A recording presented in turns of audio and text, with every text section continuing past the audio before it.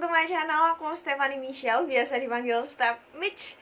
Dan beberapa waktu yang lalu aku ada bikin question box di Instagram aku. Dan hari ini aku mau jawabi pertanyaan-pertanyaan dari situ. Tapi sebelumnya, buat teman-teman yang masih belum subscribe, tolong klik tombol subscribe di bawah dan bell notification untuk pemberitahuan setiap kali aku upload video.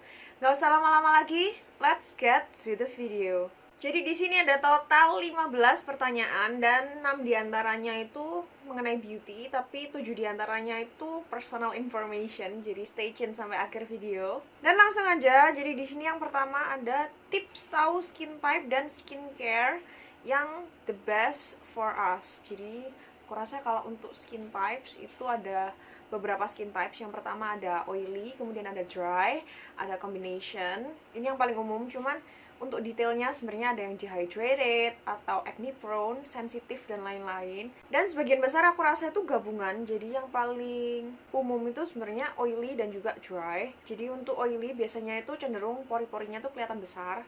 Kemudian untuk dry biasanya itu ada dry patches. Jadi seperti ada kulit-kulit yang kering sampai seperti mengelupas gitu. Kemudian ada combination. Jadi untuk combination itu biasanya gabungan.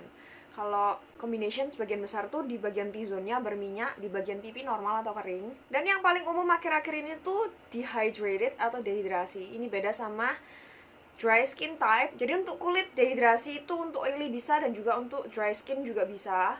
Karena untuk dehidrasi sendiri itu bukan karena kadar minyak, tapi dia itu karena kurang kadar air. Dan biasanya tuh karena kita kurang konsumsi air putih.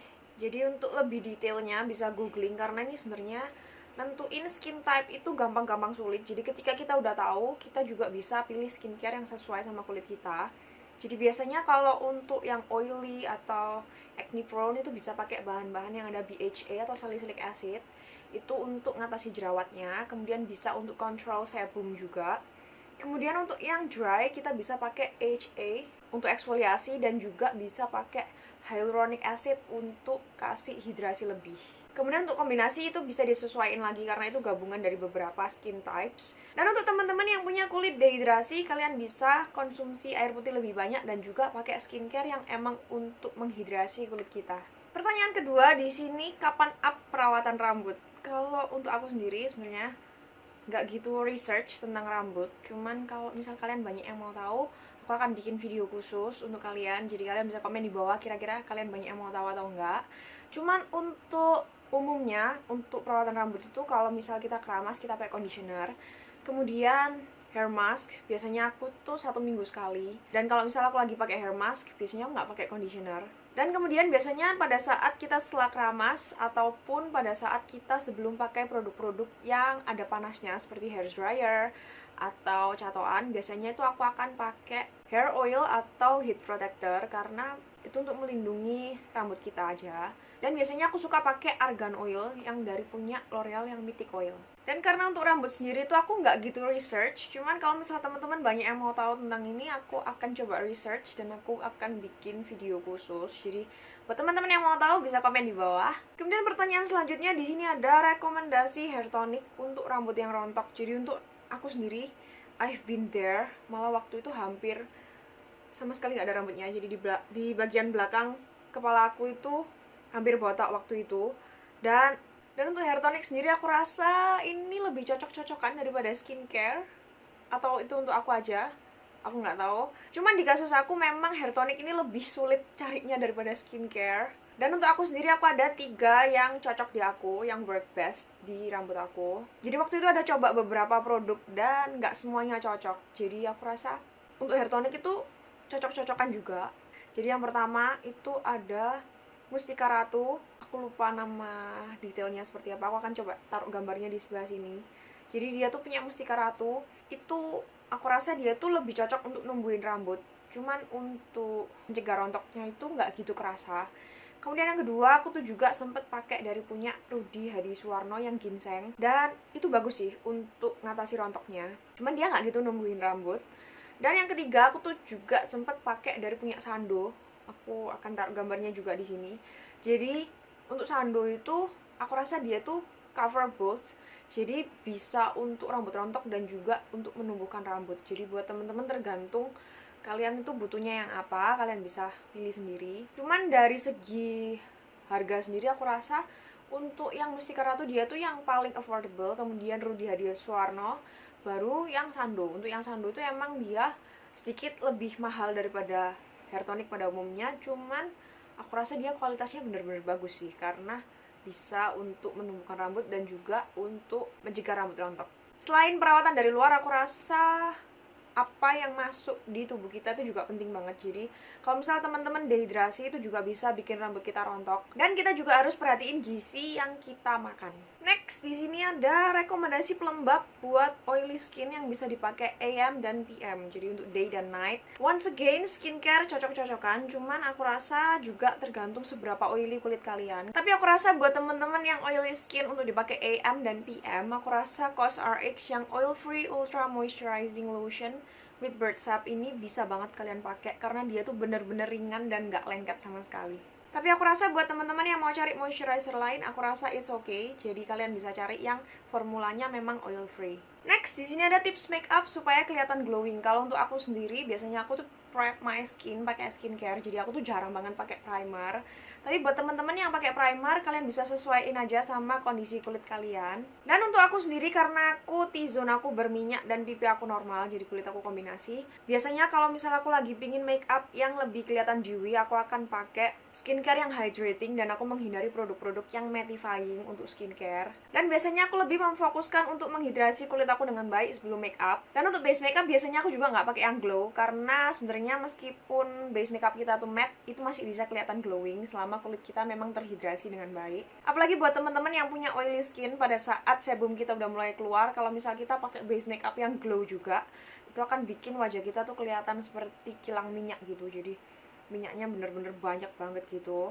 Jadi sebenarnya meskipun kita pakai base makeup yang matte, kita juga bisa kasih kesan glowing selama kita hydrate kulit kita dengan baik. Tapi untuk teman-teman yang punya kulit kering, aku rasa masih nggak apa-apa meskipun setelah kita menghidrasi kulit kita dengan baik, kita pakai base makeup yang emang hasil akhirnya dewy, karena produksi sebum teman-teman yang kulitnya kering nggak sebanyak produksi sebum teman-teman yang kulitnya oily. Selanjutnya di sini juga ada gimana bisa punya bulu mata yang lentik. Kalau untuk aku sendiri, biasanya itu pakai penjepit bulu mata dan maskara. Dan sadar nggak sadar, ketika kita rutin pakai penjepit bulu mata, nggak cuma hasil instan aja, tapi ternyata dia tuh bisa jadi hasil permanen. Karena dia tuh seperti terbiasa untuk dibentuk seperti itu. Nggak cuma untuk melentikkan bulu mata aja. Di aku sendiri, dulu di bagian lipatan mata aku yang sebelah kanan, dia itu lebih kecil daripada lipatan mata di sebelah kiri. Dan yang bikin aku kaget ketika aku waktu itu rutin untuk jepit bulu mata, lipatan mata aku yang kanan sekarang itu dia tuh jadi lebih besar dan jadi lebih seimbang sama lipatan mata aku yang kiri. Jadi dari situ aku simpulin kalau kita rutin pakai penjepit bulu mata, selain bisa untuk melentikan bulu mata kita, ternyata dia tuh juga bisa bikin lipatan mata kita tuh makin besar dan mata kita tuh makin kelihatan kebuka gitu. Jadi aku rasa untuk bulu mata lentik hasil instan maupun permanen itu pakai penjepit bulu mata dan juga maskara, karena untuk penjepit bulu mata sendiri untuk ngebentuknya dan maskara itu untuk supaya dia tuh lebih stay in place dan bentuknya lebih tahan lama. Next, kita akan masuk ke personal information tentang aku, dan di sini pertanyaan pertama ada, kakak umur berapa, kuliah atau kerja, kuliah jurusan apa, kalau kerja bagian apa? Aku anak kelahiran tahun 2000, jadi aku sekarang umur 21. Kemudian kuliah atau kerja sebenarnya dua-duanya. Aku kuliah di teknik sipil, which 180 derajat beda sama passion aku. Kalau kerja di bagian apa, sebenarnya kerjaan aku ada beberapa, cuman semua kerjaan aku itu berhubungan sama art and design dan juga beauty di YouTube ini. Mungkin dari sini teman-teman ada beberapa yang punya pertanyaan, kok nggak ambil yang sama-sama passionnya aja, atau kenapa kok ambil jurusan yang nggak sesuai passionnya. Karena untuk aku sendiri, aku tuh cari jurusan bukan karena aku suka sama jurusan itu, tapi aku tuh cari jurusan yang bisa untuk ngedukung passion aku ke depannya. Jadi meskipun aku nggak suka, kalau itu bisa dukung passion aku ke depannya, aku akan ambil jurusan itu. Tapi buat teman-teman yang lagi bingung cari jurusan, kalau misal kalian mau kuliah betah atau kerasan di situ, ambil yang sesuai passion kalian aja. Karena jujur kalau misal nggak sesuai passion itu lebih cepat jenuh dan lebih cepat bosan. Jadi ya, cari yang sesuai passion kalian. Kemudian di sini ada MBTI. Jadi untuk MBTI aku sendiri tuh ENFJ, assertive. Jadi itu termasuk kalau nggak salah yang the protagonist. Next, work hard atau work smart. Untuk aku sendiri sebenarnya aku rasa keduanya ini benar-benar butuh. Jadi untuk saling mengimbangi. Cuman kalau Disuruh pilih, aku pilih work smart. Selanjutnya di sini ada ngedit video biasanya berapa lama, C? And what apps do you usually use? Jadi untuk ngedit video biasanya tergantung sih, tergantung durasi videonya sendiri. Tapi untuk umumnya biasanya aku itu kira-kira ngabisin 3-5 jam, belum termasuk render dan juga upload. Dan masih belum termasuk subtitle juga. Kemudian untuk aplikasi yang sering aku pakai untuk edit video tergantung juga. Kalau untuk video yang untuk YouTube biasanya aku tuh pakai 2 aplikasi. Yang pertama ada Pinnacle karena dia tuh super mudah untuk dioperasikan, jadi dia tuh beginner friendly. Kemudian yang kedua aku juga pakai Adobe After Effects untuk bikin animasi-animasi. Kemudian untuk short video atau video-video pendek biasanya aku tuh edit dari HP. Jadi aku pakai aplikasi namanya InShot. Kalian bisa cari di Play Store atau App Store. Kemudian di sini juga ada pertanyaan suka duka jadi content creator atau someone who works on social media. Untuk sukanya karena ini emang passion aku, jadi aku tuh suka hal-hal yang berbau art, make up, dan waktu itu secara nggak sadar dan nggak sengaja karena aku waktu itu jerawatan dan aku belajar skincare, ternyata aku juga suka belajar skincare, jadi itu akhirnya jadi passion aku juga. Dan karena ini sesuai sama passion aku, otomatis aku nggak tertekan dan aku lebih enjoy aja kerjanya. Dan ketika kita enjoy sama kerjaan kita, otomatis kita itu nggak kerasa kayak kerja. Meskipun ya kadang kerasa kayak kerja, apalagi kalau misal lagi banyak deadlines, itu otomatis kita kerasa kayak kerja. Cuman other than that, itu kita bisa jadi lebih enjoy. Untuk dukanya, karena kerjanya itu di social media, dan social media itu bener-bener mentally exhausted. Jadi emang bener-bener mentally draining. Jadi secara mental itu juga lebih capek. Meskipun untuk fisik itu nggak gitu kerasa capek, cuman biasanya kita tuh lebih capek di mentalnya. Jadi untuk menyeimbangkan biasanya aku juga puasa sosmed from time to time, jadi secara berkala supaya nggak mentally exhausted juga gitu. Next, ideal type. Sedikit sulit. Cuman untuk aku sendiri, aku lebih ke kualitas orangnya sih. Jadi yang pasti seiman, kemudian dia itu dewasa, lebih dewasa daripada aku. Jadi mulai dari pemikirannya juga lebih dewasa, kemudian kalau bisa umurnya juga lebih dewasa. Kemudian orangnya suportif karena jujur aku pernah di toxic relationship dan aku rasa itu bener-bener neken banget, kayak nggak bisa gerak. Jadi seperti terkekang gitu. Jadi aku ingin cari yang suportif, jadi yang bisa dukung aku untuk jadi versi aku yang lebih baik. Kemudian yang pasti setia dan berpotensi. Kemudian untuk visual ataupun fisik aku rasa itu nomor kesekian sih. Karena untuk aku sendiri aku rasa masih banyak faktor-faktor yang perlu dipertimbangkan sebelum itu. Jadi ya. And I saved the hardest question yang aku dapat. Jadi pertanyaan tersulit untuk terakhir. Cara menerima diri sendiri.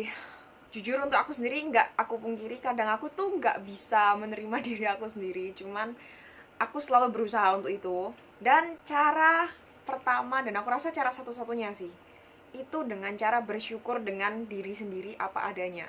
To be honest, aku sendiri nggak bisa 100% all the time untuk seperti ini, tapi I keep trying. Dan aku rasa cara satu-satunya untuk menerima diri sendiri itu dengan bersyukur akan diri kita sendiri apa adanya. Kemudian dengan cara bersyukur itu tadi, otomatis kita juga nggak membanding-bandingkan diri kita dengan orang lain. Jadi lebih fokus untuk memperbaiki diri sendiri daripada membanding-bandingkan diri kita sama orang lain, karena membandingkan diri kita sama orang lain itu nggak ada habisnya. Jadi ketika kita membanding-bandingkan diri kita sama orang lain, otomatis itu akan jadi lebih sulit untuk menerima diri sendiri. Apalagi social media, otomatis kita itu nggak tahu 100% orang itu seperti apa. Semua orang aku yakin punya kesulitannya sendiri-sendiri, cuman di social media aku rasa nggak akan kelihatan. Jadi ketika kita membandingkan real life kita sama Instagram live atau social media live orang lain, aku rasa itu kurang sesuai juga. Karena apa yang ditunjukin di social media itu pasti nggak semuanya. Jadi percuma juga kalau kita banding-bandingin diri kita itu sama social media live-nya orang lain. Kemudian selain bersyukur, aku tuh juga ngubah mindset.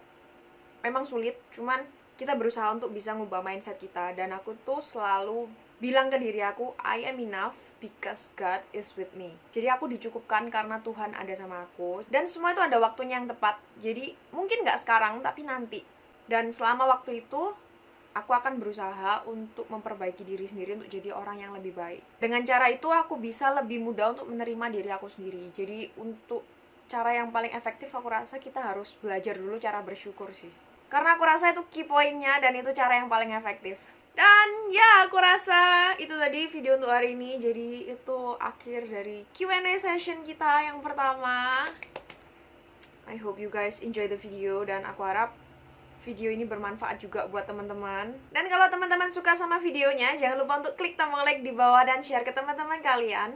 Aku juga mau tahu pendapat kalian, jadi kalian bisa komen di kolom komentar, entah itu kritik, saran, ataupun video seperti apa yang ingin kalian lihat di channel aku selanjutnya. Thank you guys for watching, dan jangan lupa untuk selalu positif dan spread some love untuk orang-orang di sekitar kalian. Dan I'll see you guys in my next video. Bye!